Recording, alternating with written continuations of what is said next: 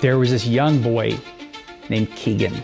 He's quadriplegic, you know, he's in a motorized chair, his mother is there. And when we went up the ramp, he was just bawling, overcome with joy. When he came back from the trip, you could not take the smile off of his face.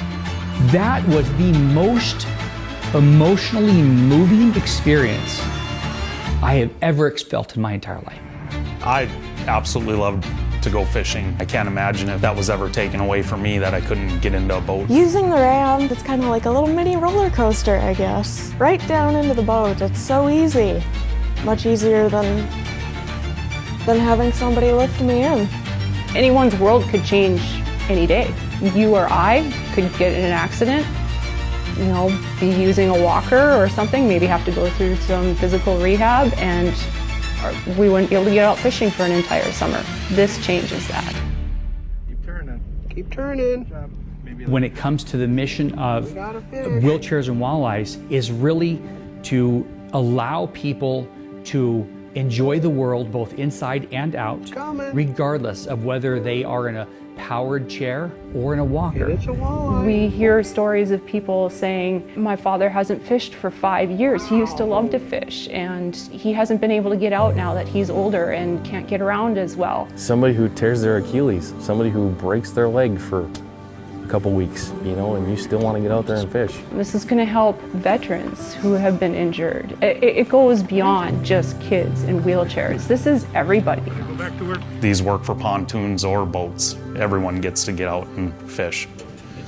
These ramps aren't placed right down in the busyness. They're off to the side where people can have time.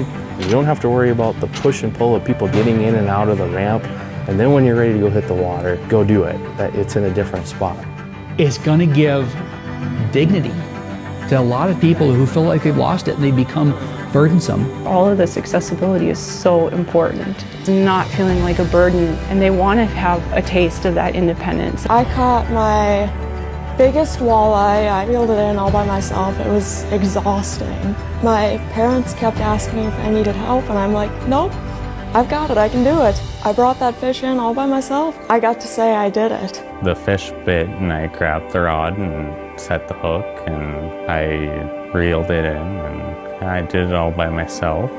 It takes a large group of people to make this function. Obviously, these are not small projects. Wheelchairs and Walleyes need sponsorships or even just small donations. Great partners like you and I to keep telling the story so that the next person can understand it and why they should be involved in it. You're a product of the 5 best people you surround yourself with.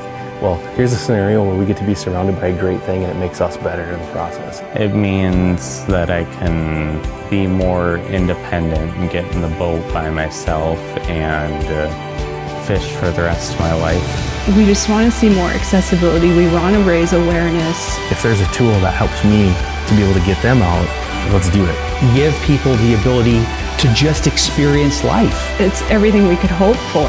The child who's never, ever been on the water. Other people in my situation that don't get to go fishing get to go fishing for the first time.